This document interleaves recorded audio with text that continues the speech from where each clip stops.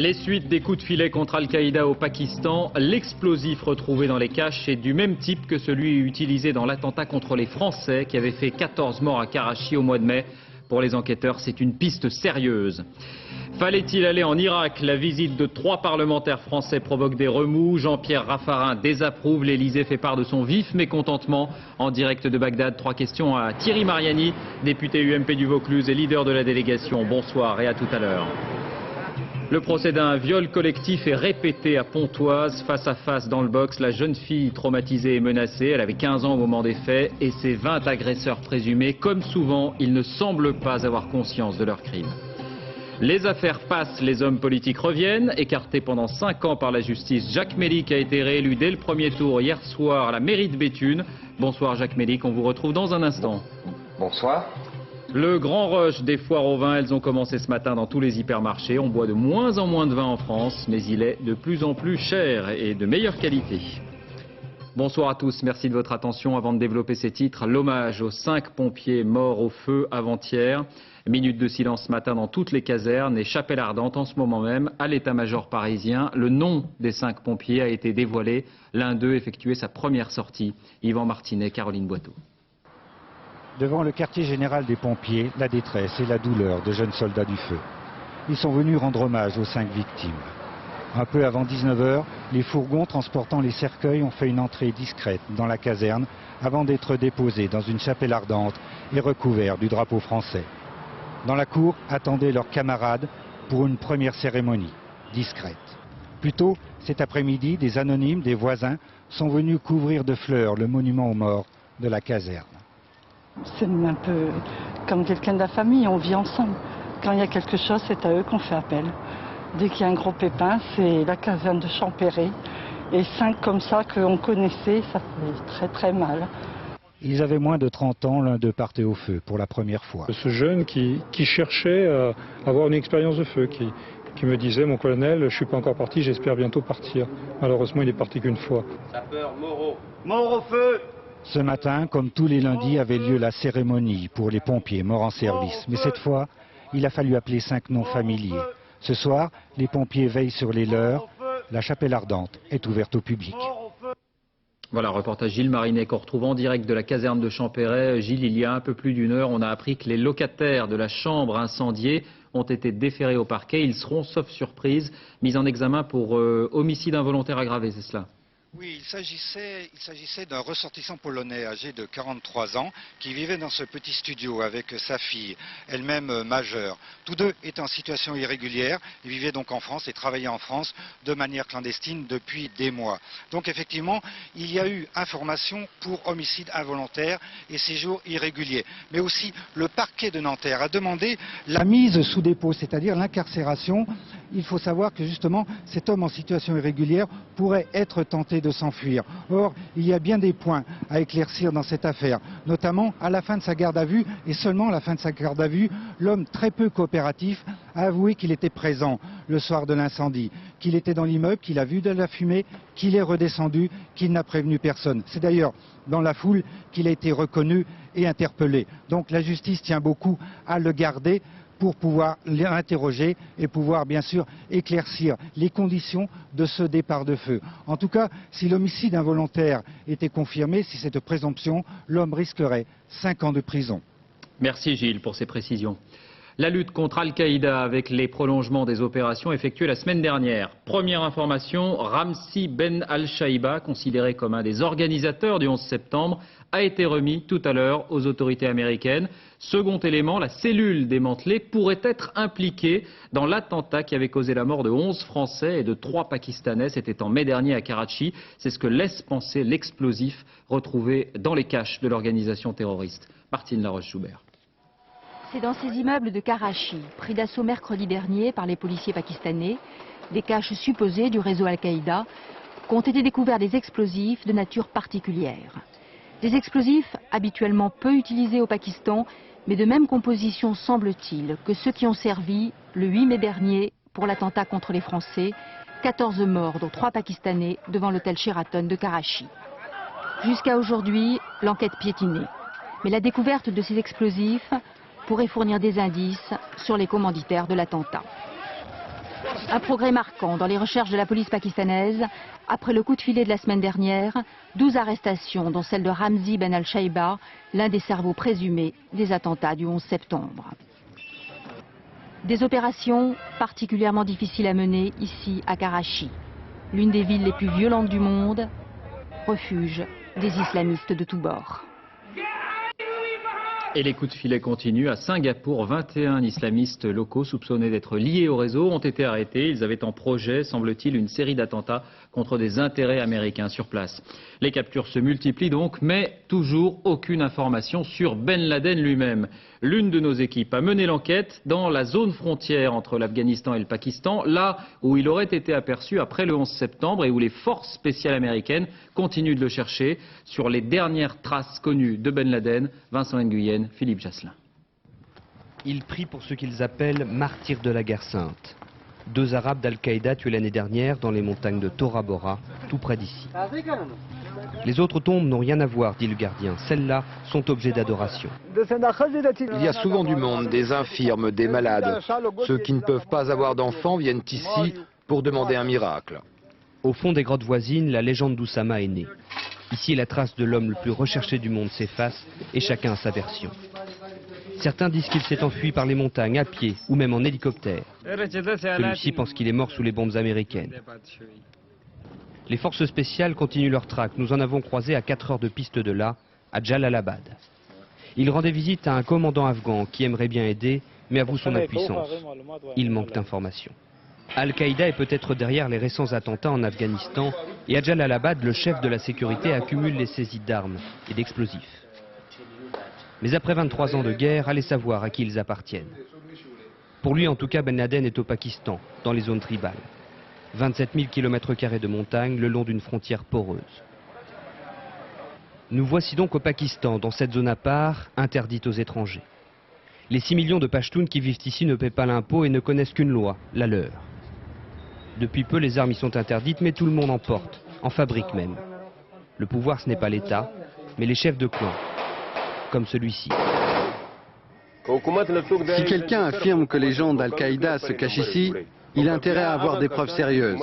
Mais si c'est le cas, le gouvernement n'aura pas besoin d'envoyer sa police. Moi et mes hommes, on se chargera de les capturer ou de les tuer. Ici, on aime l'argent et 25 millions de dollars pour la prise de Ben Laden. Cela peut faire oublier la tradition locale qui veut qu'aux fugitifs, on offre l'hospitalité. Mais contre l'Amérique et Musharraf, Oussama compte encore de possibles alliés. L'État pakistanais a créé de toutes pièces Al-Qaïda et maintenant qu'il n'en a plus besoin, il dit que ce sont des terroristes. Islamabad, capitale du Pakistan. Ici, on ne veut pas croire que Ben Laden soit dans le pays. Pour ce journaliste, il est bien vivant mais se trouve toujours en Afghanistan. Il est le dernier à l'avoir interviewé le 8 novembre 2001. Il m'a dit « Je sais que les Américains ont connaissance de la base de Tora Bora et je ne suis pas assez fou pour y aller. Donc pour moi, il a échappé au bombardement. Il s'est d'abord rendu dans la ville de Khost dans l'est du pays, puis s'est caché dans les montagnes de Shaikot pendant quelques mois. Ensuite, Ben Laden a peut-être migré vers l'ouest du pays où les Américains ne sont pas. Quant au Mollah Omar, il se cacherait peut-être au centre de l'Afghanistan. Ça fait beaucoup de peut-être, il est vrai, mais même les services secrets et l'armée la plus puissante du monde doivent s'en contenter aujourd'hui. En France, ce soir, ou plutôt d'abord une dernière image de New York, à l'inauguration du mur des héros du 11 septembre sur le lieu de l'explosion. Le nom des 2801 victimes a été gravé dans le mur de 4 mètres de haut. C'est le premier mémorial officiel dédié aux victimes. En France, je vous le disais, c'est vers Bagdad que tous les regards sont tournés et plus particulièrement vers cette délégation de 3 parlementaires en visite en Irak depuis 48 heures. Un nouveau site leur a été présenté aujourd'hui, ici, celui de Falloujah, soupçonné d'être une usine chimique à des fins militaires par les États-Unis. Faux, répondent les Irakiens qui ont dévoilé ces installations destinées à la purification de l'eau, fabrique de chlore, destinées aussi à la confection de médicaments. C'est la première fois que cette usine était montrée. Une visite qui provoque, je vous le disais, des remous. Motif en pleine crise avec Bagdad, elle risque de brouiller le message des autorités françaises. L'Élysée et Matignon l'ont officiellement et en des termes assez vifs désapprouvé aujourd'hui. Françoise David. Cet avion est aux couleurs de la France, mais ce n'est pas le gouvernement qui l'a affrété. À son bord pourtant, 3 députés de la majorité venus à Bagdad rencontrer les autorités irakiennes et visiter des sites soupçonnés de produire des armes prohibées, et ce, en pleine crise avec Bagdad. D'où le vif mécontentement de l'exécutif français. Jacques Chirac évoque une attitude intempestive et Jean-Pierre Raffarin, de son côté, laisse transparaître sa colère. Le gouvernement n'est pas informé de l'origine, des conditions du financement de cette mission. Elle n'est donc pas officielle et nous les désapprouvons. Les 3 élus avaient pourtant averti le ministère des Affaires étrangères de ce voyage organisé par l'Office français pour le développement de l'industrie et de la culture. Il n'y était pas favorable, mais... Nous n'avions pas le feu vert, nous n'avions pas le feu rouge, le feu était à l'orange, on dira un petit peu. Nous sommes passés. Les 3 députés veulent, disent-ils, faire comprendre la ligne de la France avec des arguments bien à eux. Il y a toujours des problèmes entre, j'allais dire, les diplomates professionnels et la liberté de parole des députés qui apporte peut-être plus de chaleur, plus de caractère directif et sincère dans les relations qu'ils peuvent avoir avec les Irakiens. En arpentant dimanche les rues de Bagdad, les 3 élus ne se doutaient peut-être pas du tollé que leur visite provoquerait en France. Alors bonsoir Thierry Mariani, merci d'être avec nous en direct de Bagdad. Vous avez entendu ces termes, vif mécontentement notamment du chef de l'État, Jacques Chirac. Alors est-ce que vous n'avez pas l'impression, en brouillant un peu le message de la diplomatie française, eh bien de mettre la France dans l'embarras? Franchement non, parce que notre attitude est très claire. Depuis 2 jours, qu'est-ce que nous disons? Nous sommes 3 parlementaires, nous ne représentons ni le Parlement, nous ne représentons ni le gouvernement. Simplement, nous sommes 3 parlementaires ça peut être qui un peu compris comme tel quand même. De nos collègues en Irak, pour leur expliquer la position française, et celle que nous défendons, c'est exactement celle qui est défendue par le gouvernement. Mais permettez-moi simplement une remarque. Vous avez en ce moment à Bagdad des députés anglais, des députés italiens, des députés belges, des députés américains. Est-ce que les députés français seraient les seuls à ne pas pouvoir dialoguer? Est-ce qu'il n'y a pas un risque, j'allais dire, de naïveté, Thierry Mariani, sur ce sujet? Est-ce qu'il n'y a pas un risque de naïveté? Voilà, on a un petit décalage son, alors on va se caler à peu près. Est-ce qu'il n'y a pas un risque de naïveté parce que finalement les autorités irakiennes vont vous montrer ce qu'elles veulent bien vous montrer et vous n'aurez pas un aperçu exhaustif des risques de réarmement de l'Irak? Bien sûr, nous ne sommes pas dupes. Les autorités irakiennes nous montrent ce qu'elles veulent nous montrer. Mais ce que je constate, c'est que les autorités irakiennes nous disent on est prêt à recevoir toute délégation qui voudra visiter les sites. Et permettez-moi quand même de dire que cette polémique me semble un peu surréaliste par la hauteur de l'enjeu. On est à quelques semaines d'une guerre possible. Je le répète, nous ne sommes ni le gouvernement ni le Parlement.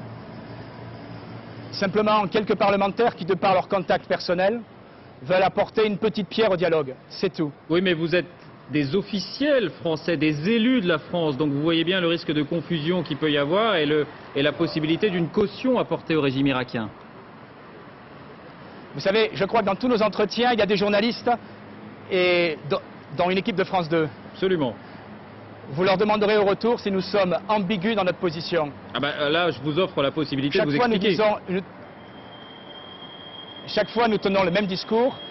Nous sommes une délégation de parlementaires et nous défendons bien sûr la position de la France, mais c'est aussi notre position et puis aussi la position de beaucoup de Français qui s'inquiètent face à la montée de la guerre. Pas de regret? Aucun regret. Merci Thierry Mariani d'avoir répondu à nos questions. Je rappelle que vous étiez en direct de Bagdad. Retour en France, l'actualité judiciaire, elle est marquée par l'ouverture à Pontoise du procès d'un viol collectif d'une ampleur inégalée. Menacée, terrorisée, une jeune fille de 15 ans était devenue le jouet sexuel d'une vingtaine d'adolescents. Et ce qui est troublant, une fois de plus, c'est que la plupart d'entre eux n'ont pas le sentiment d'avoir commis un crime. Aurélia Guillemin, Éric Delagneau. Ils viennent d'entendre le récit des faits pour lesquels ils vont être jugés. 18 garçons, 2 filles, accusés de viol ou complicité de viol, sur une mineure de 15 ans. Le mot officiel, c'est le mot de viol collectif.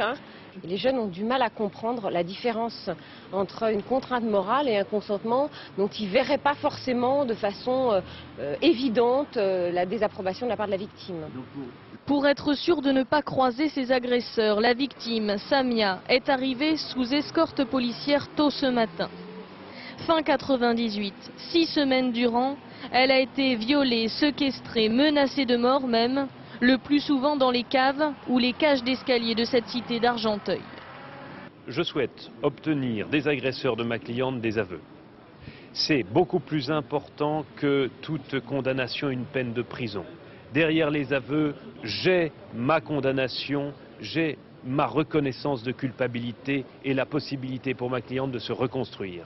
3 ans après les faits, Samia est pour la première fois aujourd'hui confrontée à ses agresseurs. Le face-à-face va durer 2 semaines. Et au déni de la victime, il faut ajouter aussi les menaces de représailles en cas de dénonciation. Elles sont de plus en plus fréquentes dans ces affaires de viol collectif. Place justement à la parole des victimes. Vous allez entendre le témoignage des parents d'une jeune fille qui a subi les mêmes types de sévices. L'affaire les a forcés à déménager 2 fois. Fanny Auvergne, Pascal Caron. S'ils témoignent aujourd'hui à visage caché, c'est qu'ils ont peur. Pierre et Maria ont 50 ans, ce sont les parents de Delphine, 13 ans. Un après-midi, leur fille a été entraînée par des copains du quartier dans les sous-sols de l'hôpital de Saint-Denis. Là, les 6 garçons rouent de coups l'adolescente et la violent à tour de rôle. Le soir même, les parents de Delphine portent plainte, mais le cauchemar continue. Le lendemain, j'ai reçu une maman de l'un des violeurs accompagnée de sa copine pour m'insulter, pour me mettre par terre. Les autres qui la menaçaient de l'égorger si jamais elle ne retirait pas sa plainte. Il y avait la boîte aux lettres qui était donc arrachée avec des inscriptions sale pute, on aura ta peau, toi. Le lendemain, c'était des excréments carrément qui étaient devant la porte et des tags partout. Voilà. J'ai une dent de cassée, j'ai été recousu à l'hôpital. Une autre fois, je me suis aussi retrouvé à l'hôpital parce que j'ai pris carrément un coup de couteau là dans un doigt. Le doigt maintenant est inutilisable. Quand on sort, on ne peut pas sortir sans que tout le monde ouvre ses fenêtres pour nous regarder, comme si on était... Ah oui, c'était nous les coupables. En danger, la famille déménage en urgence dans un autre département quelques semaines après avoir porté plainte. Après 5 mois de détention provisoire, les agresseurs de Delphine sont relâchés et retrouvent la nouvelle adresse de la victime dans le dossier de l'instruction. Quand elle a su qu'ils sont sortis, qu'ils ont été libérés, ça n'a pas pu accepter. D'ailleurs, c'est dur même pour les adultes. Comment voulez-vous que ce soit pour elle? Ils lui ont téléphoné et ils l'ont menacé avec des phrases obscènes. Elle n'est plus comme avant. Avant, elle souriait, c'était une fille pleine de vie, s'intéresse un peu à tout. Elle chantait, elle était... Là, c'est fini. C'est fini. Elle des regards comme ça, toujours absente. Quand on lui parle, on sent qu'on l'agresse. Alors elle dit qu'elle ne veut plus entendre parler. Et que de toutes les façons, si elle avait su, elle n'aurait rien dit. Si elle avait su en arriver là, elle n'aurait rien dit. Une grande enquête sur les jeunes et les drogues, licites ou illicites. Enquête de l'Observatoire français des drogues et des toxicomanies menée sur 12 500 personnes. C'est donc l'une des plus ambitieuses. Principal constat, les drogues douces se banalisent. Les drogues dures restent très peu consommées. Le détail, Sophie Rodier, Blaise Grenier. Les jeunes fument toujours autant. En sortant des cours, 1 sur 2 allume une cigarette, mais aujourd'hui, beaucoup fument aussi du cannabis, comme cette lycéenne. Je fume, toi tu fumes pas, je ne sais pas pourquoi, mais c'est bien quoi. Enfin, moi je respecte justement, je trouve ça bien. Il faut respecter. Je trouve ça bien, tu vois, je respecte trop ça. Et près de la moitié des adolescents a déjà un jour goûté au cannabis. Il y en a, ça va être à la pause, ils vont sortir fumer leur pétard, puis il y en a, ça va être, je sais pas moi. Il y en a, c'est juste pendant des soirées, comme ça, juste pour le délire. Et il y en a, ils en fument 2-3 par jour régulièrement. En matière de cannabis, les garçons arrivent en tête, presque 20% contre 7% pour les filles. Même tendance pour l'alcool, soirée plutôt arrosée pour ces messieurs. Je sais pas, ils boivent, quoi, c'est parce qu'ils se sentent bien, ils planent et tout, voilà, c'est leur délire, quoi. Une soirée sans alcool, c'est une soirée ratée, enfin, pas forcément ratée, mais ils se seront pas bien amusés s'ils n'ont pas bu ou s'ils n'ont pas fumé, ce sera pas pareil. Alcool pour les garçons, médicaments pour les filles. Ils ne sont que 12% à avoir déjà consommé des somnifères contre 31%. Mais surtout, ne leur parlez pas de drogue dure. Ça c'est pas bien ça. Franchement, c'est pas bien. Faut pas toucher. Faut jamais toucher à l'héroïne, à la cocaïne, tout ça. Faut pas. Héroïne, cocaïne ou LSD, seuls 2% des adolescents de moins de 18 ans y ont déjà goûté. Veillée d'armes à l'Elysée avant les états généraux de la sécurité routière. Jacques Chirac avait mobilisé le gouvernement autour de Jean-Pierre Raffarin. Il a évoqué la nécessité d'une action de rupture. Le président de la République, rappelons-le, en avait fait l'un de ses 3 grands chantiers. Un comité interministériel annoncera des mesures d'ici 2 mois. On y reviendra dès demain à l'occasion précisément de ces états généraux. Des mesures fiscales pour les sinistrés des inondations. Elles ont été annoncées aujourd'hui par le ministère des Finances. Il s'agit essentiellement d'allègements. Après les secours, après le nettoyage, voici le temps des formalités, des papiers, le temps des dossiers d'assurance. À Aramon, Agnès Monteux, Jean-Paul Chaussé. D'habitude, Nicolas Martin immortalise des scènes plus souriantes. Mais cette fois-ci, le photographe du village a décidé de travailler gratuitement pour les sinistrés, pour les aider face aux assurances. Et je pense que les photos sont importantes, si ça peut les aider à faciliter le remboursement ou le moral surtout, puisque je pense que le moral est énormément affecté. Déjà, les assurances nous promènent à droite et à gauche. On nous dit il faut faire des photos. Après, il faut tout débarrasser. On dit non, il ne faut pas toucher. On ne sait plus où on en est. À Aramon, beaucoup de gens sont aujourd'hui perdus. Le collège a été transformé en PC. Dans une des salles, 6 assureurs attendent leurs questions. Ah oui, mais tu sais, je trouve que ces années de sacrifice, c'est ça qui fait mal au cœur. Tous sont angoissés, tous ont peur de l'avenir. Moi, j'ai plus de maison. Ma maison est entièrement arasée. Alors, j'aimerais bien savoir quand est-ce que je vais avoir un peu de fonds pour raser, parce qu'elle est dangereuse, et pour pouvoir reconstruire. C'est qu'on n'a pas fini de payer nos crédits. Et on a nos crédits sous le dos un peu. C'est surtout ça, c'est le problème, c'est de savoir quand est-ce qu'on va avoir notre argent. Pour l'instant, les assureurs donnent des avances. Très peu d'experts sont passés dans les maisons, ils sont débordés. Le problème, il est tellement vaste dans le coin. On est obligé d'attendre des gens qui arrivent d'autres régions pour aider les experts du coin. L'état de catastrophe naturelle sera déclaré après-demain. Beaucoup espèrent que cela accélérera les remboursements. Oui, à Aramon, qui, comme Malès, Brigon et Sommières, restent privés d'école. Sommières, où après le week-end, les enfants ont fait leur rentrée dans ces centres aérés. Politique, il y a une vie après les affaires. Jacques Mélic a été élu dès le premier tour hier maire de Béthune. Condamné suite à un faux témoignage dans l'affaire OMVA, écarté pendant 5 ans, il a donc retrouvé la faveur de ses électeurs. Bonsoir Jacques Mélic, merci d'être avec nous. Bonsoir. La soirée d'hier d'abord, Alexandre Carra, Frédéric Vian.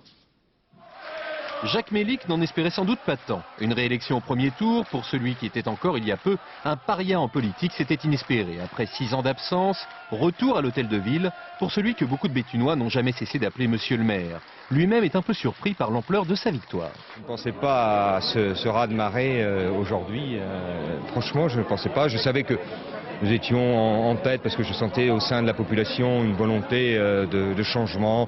1996, Jacques Mélic démissionne de son poste, condamné à 2 ans d'inéligibilité et 5 ans de privation de droits civiques. Jugé coupable pour un faux témoignage en faveur de Bernard Tapie dans une affaire de corruption qui secoue alors le foot français, le feuilleton OMVA. Alors si les électeurs n'ont pas oublié, en tout cas, il semble bien lui avoir pardonné. Jacques Mélic n'a ni tué ni volé. Il a peut-être à un moment ou à un autre débordé peut-être avec le pouvoir qu'il avait, mais quelque part, ça n'a jamais remis en cause la gestion de sa ville. Quand il était en mairie toute la journée et le soir, il recevait tous ces malheureux jusqu'à des minuit, 1 h du matin. Quand il rentrait chez lui, sa femme, elle disait qu'il ne pouvait même plus manger. Béthune a l'air d'avoir pardonné, en tout cas grâce à une abstention massive, il a réussi son coup. Chez les socialistes aussi, on semble avoir pardonné. Dominique Strauss-Kahn, Jacques Lang, Marie-Noëlle Lienemann se sont succédés pour le soutenir. L'ancien ministre de François Mitterrand, que certains au PS qualifiaient hier de clientéliste et de démago, a réintégré la famille socialiste en vainqueur. Jacques Mélic, que répondez-vous à ceux qui disent ce soir, eh bien finalement la morale ne sort pas gagnante de cette histoire?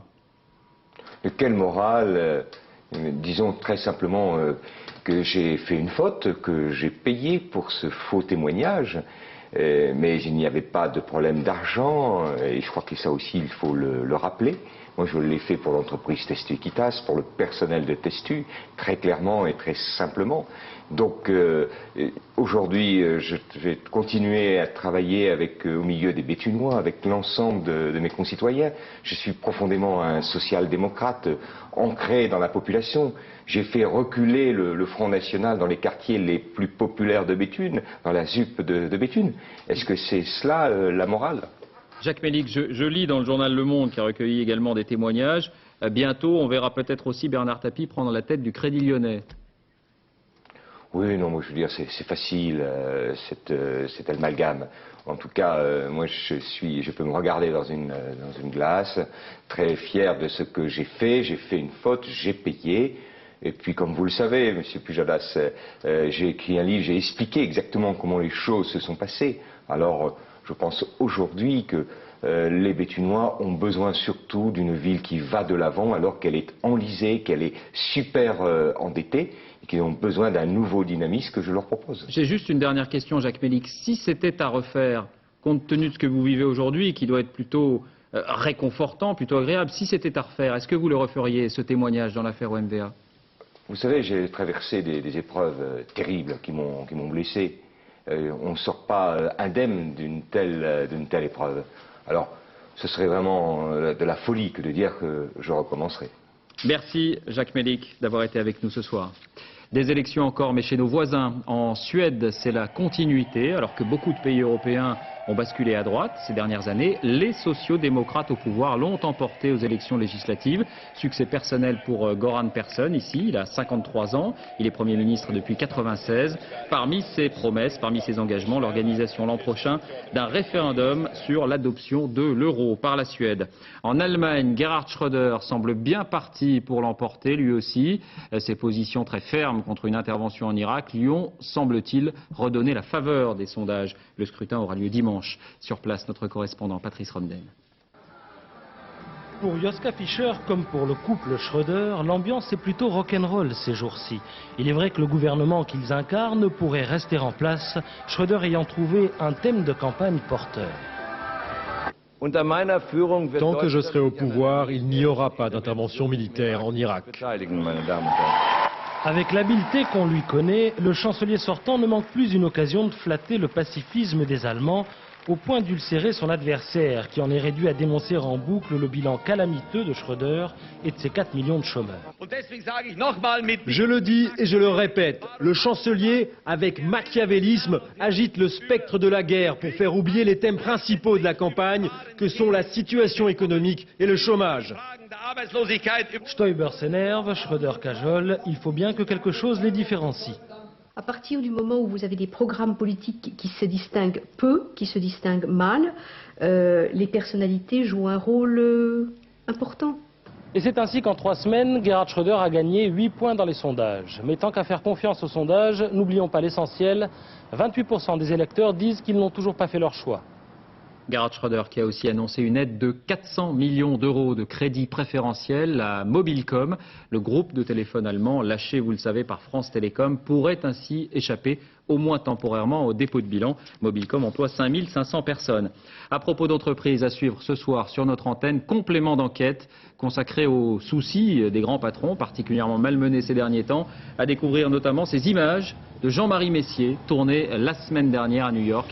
Une exclusivité du magazine. Benoît Duquesne, complément d'enquête, 22h35. Le corps d'un Africain découvert dans le train d'atterrissage d'un avion en provenance du Cameroun, découvert à Roissy. L'homme est mort gelé, sa nationalité est inconnue, ça n'est pas le premier cas du genre. Et à propos d'immigration, retour sur les sans-papiers. Suite aux dernières manifestations, Nicolas Sarkozy a, vous le savez, promis un examen au cas par cas. Alors quels sont les critères d'attribution d'un titre de séjour? Comment travaillent les préfectures? Pour la première fois, nous avons pu assister à l'examen des dossiers. Reportage à Bobigny, Éléonore Gay, Philippe Turbo. Numéro 93. Donc alors, on préfère une lettre d'hébergement, la quittance EDF de la personne qui vous héberge et la photocopie de sa pièce d'identité. Derrière le guichet du service des étrangers, 1200 personnes tentent chaque jour de comprendre une langue qui ne leur est pas familière, celle de l'administration. Au bout de la procédure, peut-être une carte de séjour d'1 an, mais avant de l'obtenir, ces étrangers doivent prouver qu'ils remplissent certains critères. Non, je ne vous demande pas si vous avez envoyé un dossier pour la demande de carte de résidence, je vous demande un justificatif de domicile dans le 93. Une fois les documents rassemblés, il faudra encore attendre 6 mois à 1 an avant que le dossier ne soit examiné par un cadre de la préfecture. C'est lui qui doit juger du bien fondé de la demande.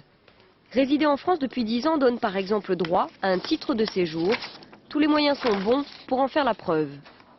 Tous les documents qui sont nominatifs sont a priori recevables, à moins qu'il s'agisse de faux. On a un jour ou l'autre été souffrant, on a un jour ou l'autre eu affaire à un avocat, on a eu affaire peut-être à un employeur potentiel qui peut faire des attestations. Vous acceptez les attestations des employeurs pour des personnes qui ne sont pas censées travailler en fait? On considère que ce sont des attestations qui ont la même valeur que d'autres attestations. Pour ce type de dossier, 2 demandes sur 3 sont rejetées. Les associations dénoncent les méthodes employées par les préfectures pour l'examen des preuves. On va a priori regarder l'étranger avec suspicion, comme un délinquant alors qu'il n'est là que pour demander des papiers, et comme un menteur. Et à partir de ce moment-là, on va lui imposer une espèce de course d'obstacles. Pourtant, il arrive que l'administration revienne sur ces refus. Autour de la table, le secrétaire général et des cadres de la préfecture. Ils vont réexaminer une vingtaine de cas. Plutôt favorable, c'est quelqu'un qui aurait subi des violences de la part de son mari. C'est une Marocaine qui est entrée en France en 90. Cette fois, l'absence de certains justificatifs ne sera pas sanctionnée. Vous êtes plutôt pour, là? Oui. Non, c'est une femme qui, à l'évidence, est victime de violence et elle est entrée en France, c'est certain, en 90. Donc, La coordination des sans-papiers de Seine-Saint-Denis vient de déposer une liste de demandes déjà refusées que la préfecture s'est engagée à réexaminer. 162 dossiers vont être rouverts dans les semaines à venir. En bref, un rendez-vous très attendu chaque année par les amateurs de vin ou de bonnes affaires, les foires au vin dans les hypermarchés. Voyez ces chiffres. La tendance générale est à la baisse très nette de la consommation. On buvait 126 litres de vin par personne en moyenne en 1961, il y a un peu plus de 40 ans. On est passé à 55 litres aujourd'hui, mais tous les professionnels sont d'accord. Si l'on boit moins, on boit mieux, du meilleur vin. Et ce sont notamment les foires qui donnent le ton. Alors quelles sont les tendances cette année? Séverine Lebrun, Christian Leroux. Courir jusqu'à plus soif, c'est le moyen le plus sûr de décrocher la bouteille de ses rêves. Car on se les arrache, ces flacons vendus en moyenne 15 à 20% moins cher. Par exemple, le Lafite 98, il y avait 12 bouteilles, c'est parti en 5 minutes, quoi. Cette année, comme toutes les autres, le Bordeaux occupe une place de choix dans les rayonnages, 50% dans la plupart des magasins. Il n'y a rien à faire, le consommateur reste attaché à ses classiques. Je trouve qu'il y a une qualité plus constante quand vous êtes habitué à un Bordeaux et pas du tout avec les Bourgognes parce qu'il y a trop de producteurs sur chaque cru. C'est un vin qui est très léger, qui se marie avec plein de plats. Et c'est un vin de garde en plus, donc on peut l'avoir en cave, suivant les appellations, pendant un bon nombre d'années. Pourtant, tous les spécialistes vantent les mérites de vignobles qui font d'énormes progrès comme le Sud-Ouest ou le Languedoc-Roussillon. 10 à 20% moins cher que les Bordeaux de qualité comparable, ils pourraient en séduire plus d'un. Étant donné que je suis quelqu'un qui aime beaucoup la bonne gastronomie, et si je trouve un flacon, un vin qui va me donner une idée avec la période dans laquelle nous entrons, la chasse, les champignons, toutes ces choses-là et tout, je vais effectivement je vais la prendre. Peu présents cette année, les vins du Nouveau Monde, américains, argentins ou chiliens, sont ici relégués en fond de magasin. Ils représentent pourtant chaque année environ 2% des ventes et sont en constante progression. A noter que Jean-Pierre Raffarin a obtenu aujourd'hui le soutien de Romano Prodi, le président de la Commission européenne, à sa revendication d'une baisse de la TVA sur la restauration et les disques. C'était une promesse de Jacques Chirac, mais il faudra attendre que les 15 l'acceptent. Ce ne sera pas avant 2004. Tourisme, la belle saison des Bretons. Contrairement au reste de la France, le climat était plutôt clément en Bretagne. La région a réalisé un très bon été et ça continue. Olivier Sioux, Michel Hiver. C'est l'information qui étonne, détonne, trouble et forcément dérange un peu les autres. En Bretagne, il fait beau, il fait chaud, il y a même des touristes qui se baignent. Bon d'accord, pas beaucoup, mais quand même. Du joli sable, une jolie plage, des gens sympas, une nourriture excellente. Et une eau très chaude. Non, l'eau est froide, elle est gelée. C'est sûr, ce n'est pas encore la Floride, mais à en croire Météo France, pour le soleil cet été, la Bretagne valait largement d'autres régions de France. La preuve par les chiffres. En août, pas de surprise, Nice et Toulon caracolent en tête, mais derrière au top 10 des villes où le soleil brille, 4 Bretonnes jouent des coudes, ça faisait longtemps. On a plus de soleil pratiquement à Brest qu'à Bordeaux, donc c'est quand même à souligner, hein. C'est pas tous les étés comme ça, mais enfin cette année c'était quand même assez marquant. Et ce n'est pas fini. En septembre, l'été joue les prolongations. À Carnac, on se frotte les mains de joie, pas de froid. Dans la semaine, ça bouge quand même un petit peu. Ça n'a pas de comparaison avec le mois d'août, mais ça reste vivant et bien agréable. À la limite, c'est plus agréable qu'en août encore. Allez, on va le dire, oui. C'est plus agréable qu'en août. Bref, vous savez ce qu'il vous reste à faire pour le week-end prochain. Ça tombe bien, il s'annonce superbe, une nouvelle fois. L'automne n'est pas encore là, mais c'est déjà l'été indien. Une saison qui n'existe pas que dans le nord de l'Amérique.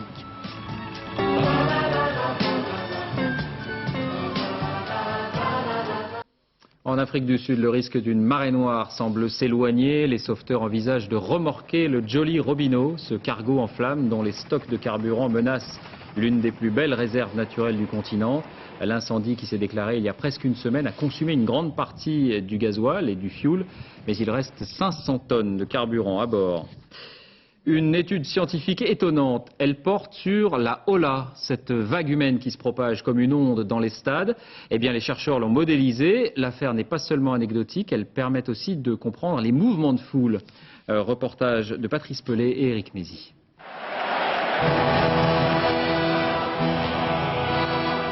La hola, la vague en espagnol, est née au Mexique en 86, un jour de Coupe du Monde. Et depuis cette date, elle passionne les scientifiques. Les chercheurs ont analysé la vague dans 14 stades différents contenant au moins 50 000 personnes. Et le résultat est surprenant.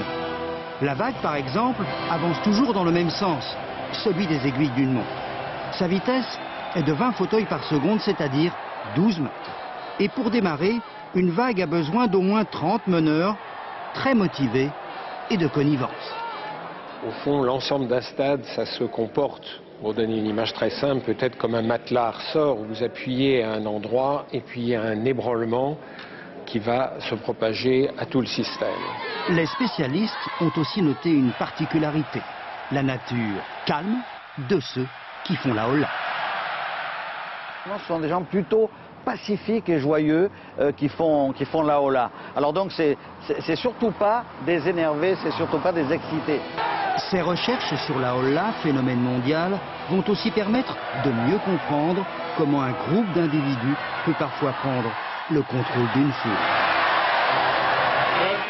À propos de football, cette image de l'équipe du Real Madrid reçue en audience pontificale à la veille du match de Ligue des Champions contre Rome. Les joueurs ont rencontré Jean-Paul II dans sa résidence d'été. Le sport est une occasion privilégiée de dialogue et d'entente entre les peuples, a déclaré le pape. Vous avez aperçu Zinedine Zidane à gauche.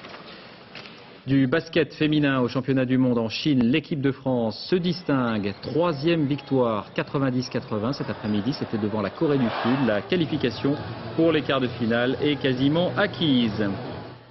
Les derniers préparatifs à Roland-Garros, à 4 jours de la demi-finale de Coupe Davis qui oppose la France aux États-Unis. Vous pourrez la suivre sur France Télévisions. Cet après-midi, les deux équipes ont découvert le court central, une ambiance qui rappelle celle du mois de juin, porte d'Auteuil. Nathanaël de Rinxin, Jean-François Monnier. Un footing dans les allées de Roland-Garros. L'équipe de France profite des derniers instants de calme avant la demi-finale. Dehors, à l'entrée du stade, les derniers billets s'arrachent. 1 heure d'attente pour un siège en haut des gradins, peu importe le prix, pourvu qu'il reste de la place. C'est pas un petit peu cher, 38 € pour une place pour la Coupe Davis? Un tout petit peu, mais c'est pas souvent que la France joue. C'est une manière d'être derrière l'équipe, on peut faire un petit effort. Les supporters sont motivés. Vendredi, le central sera plein pour encourager les Français. Cette Coupe Davis s'annonce comme un succès. On a l'avantage de recevoir, c'est vrai. Donc il va falloir s'en servir et jouer avec le public. Malgré son look de touriste, Andy Roddick, l'Américain, est là pour faire oublier Sampras et Agassi. Dans cette demi-finale, les États-Unis ne partent pas favoris. D'autant que derrière Roddick, James Blake, le top modèle joueur de tennis, a beaucoup d'admiratrices, mais peu de victoires sur les Français. On a de très jeunes joueurs qui manquent un peu l'expérience ici à Roland-Garros, donc c'est pour ça que je suis là. Ce week-end, l'expérience de Jim Courier, double vainqueur ici à Roland-Garros, sera déterminante pour calmer les ardeurs de ses jeunes protégés.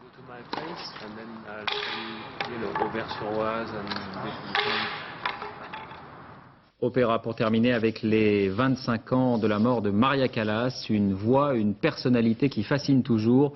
Aujourd'hui sortent 5 livres, 9 disques inédits pour entretenir la légende. Michel Monpontet, Caroline Boisson. Comme une vague qui paraissait sans fin, 30 ans durant, des applaudissements. Et elle, si seule, au milieu.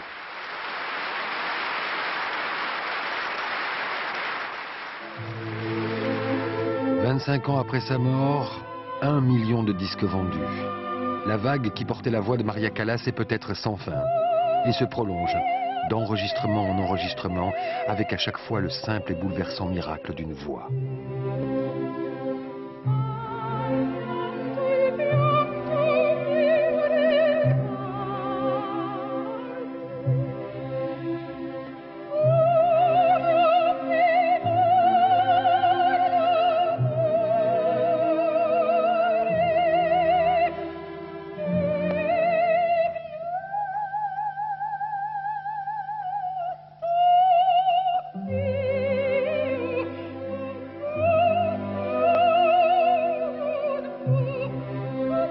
Cinq ans plus tard, dans la solitude des auditoriums, un matin, elle, plus présente encore, l'émotion intacte.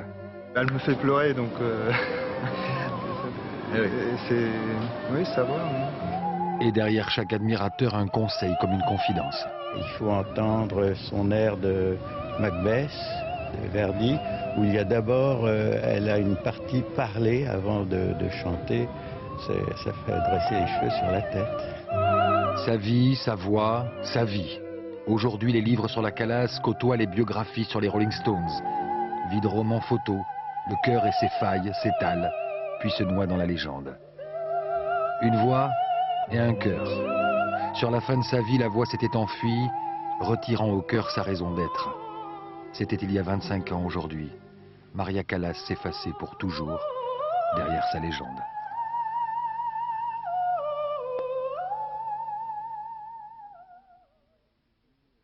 Fin de ce journal, merci de l'avoir suivi. Dans un instant, la météo, Patrice Drevet. L'info sur France 2, 22h35, complément d'enquête donc avec Benoît Duquesne. Minuit 15, dernier journal, Laurence Piquet. Dès 6h30, Télématin. Dans les 4 vérités, Françoise Laborde recevra Marc Blondel, secrétaire général de FO. Et on se quitte avec ces images de la muraille de Chine. Un fil sur la pierre pour l'ouverture d'un festival culturel. Ce funambule a parcouru une distance de 2008 mètres exactement en 20 minutes. 2008, comme les Jeux Olympiques que Pékin va organiser. À demain.